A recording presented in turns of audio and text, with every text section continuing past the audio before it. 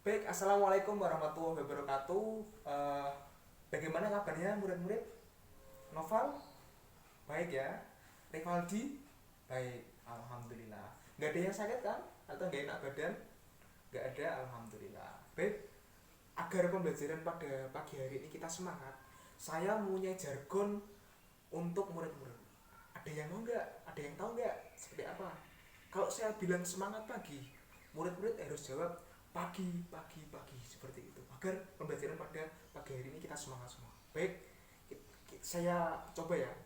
Semangat pagi, pagi, pagi, pagi. Nah, saya ulang lagi, semuanya harus kompak ya.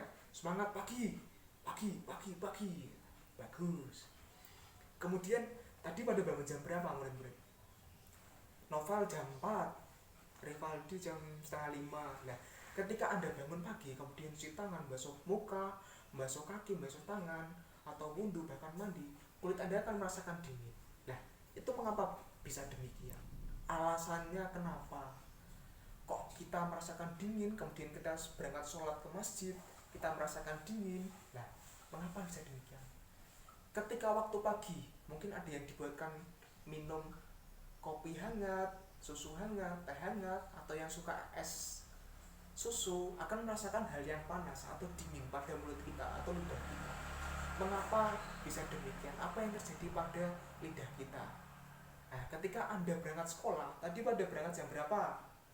Noval, jam 6.15. Valdi, jam setengah 7. Reni, jam 6.45. Nah, ketika Anda berangkat itu akan merasakan kulitmu sengatan, merasakan panas sengatan matahari.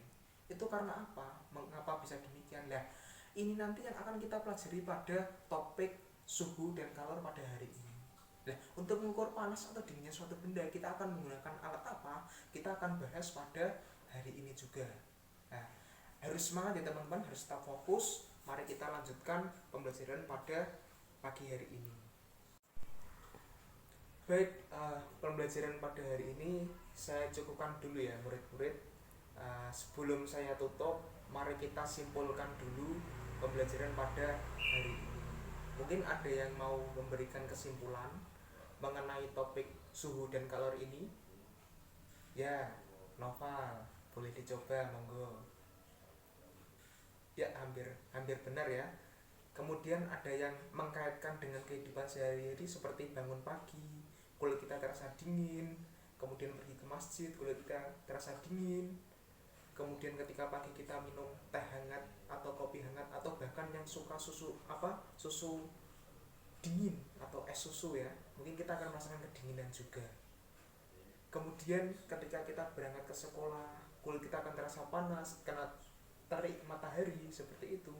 Itu mungkin dapat disimpulkan. Ada yang mau mencoba? Ya, Rivaldi, silahkan. Ya, hampir benar ya.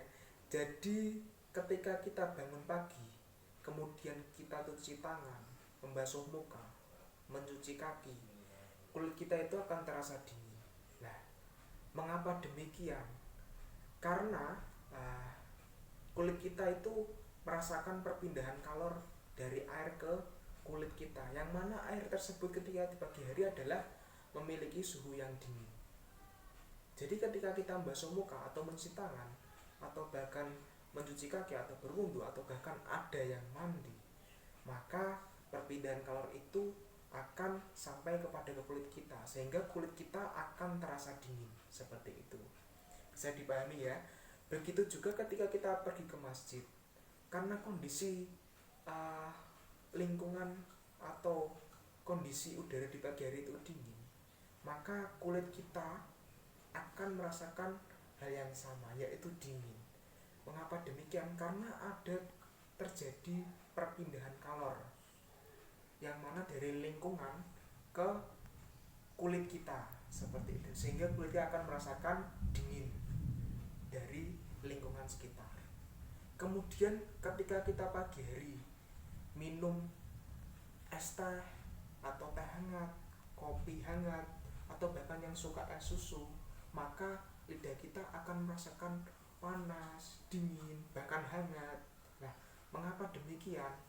karena terjadi juga perpindahan kalor dari air tersebut, dari air teh, air kopi, air es ke lidah kita, sehingga lidah kita atau mulut kita ini atau bibir kita ini merasakan perpindahan kalor yang didapatkan dari air tersebut, seperti itu.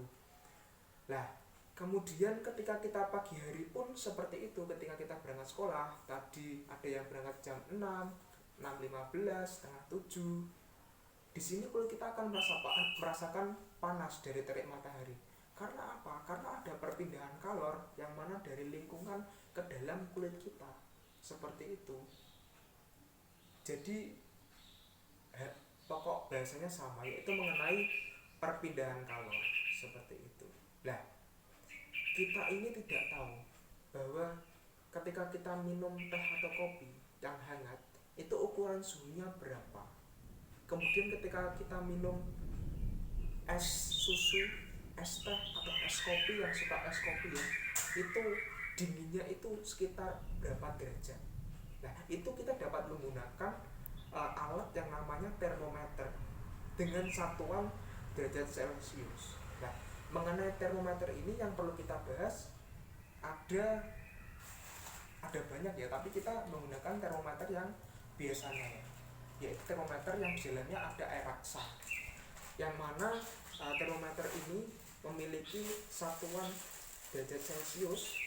Kemudian ada lagi termometer yang satuannya derajat Reaumur, derajat Fahrenheit, dan derajat Kelvin, seperti itu. Nah, untuk titik bawah dan titik tinggi, titik bawah itu kita menggunakan titik lebur es, yang mana kita gunakan untuk titik lebur bawah, seperti itu. Kemudian untuk titik atas kita gunakan untuk titik didih air, yang mana setiap satuan derajat ini berbeda-beda. Misal derajat Celcius, titik bawahnya adalah 0 derajat Celcius dengan titik didihnya 100 derajat Celcius. Kemudian Reaumur titik bawahnya adalah 0 derajat Celcius dengan titik didihnya 80 derajat Celcius. Kemudian ada yang namanya Kelvin dengan titik bawahnya itu 273 derajat Kelvin. Kemudian titik didih Kelvin adalah 373 derajat Kelvin. Untuk Fahrenheit, titik bawahnya adalah 32 derajat Fahrenheit dengan titik didihnya 212 derajat Fahrenheit. Nah, karena kita sudah hitung tadi perbandingan antara Fahrenheit, Celcius, Reaumur, Fahrenheit, dan Kelvin, dengan cara mengurangi titik didih dan titik bawah, kita dapatkan perbandingan untuk Celcius adalah 5, untuk Reaumur adalah 4, untuk Fahrenheit adalah 9, dan untuk Kelvin adalah 4, seperti itu. Baik, demikian pembelajaran pada hari ini. Kurangnya saya mohon maaf. Saya mohon kepada teman-teman untuk tetap belajar pada bab ini, topik ini. Untuk topik selanjutnya juga harus dipelajari. Terima kasih. Wassalamualaikum warahmatullahi wabarakatuh.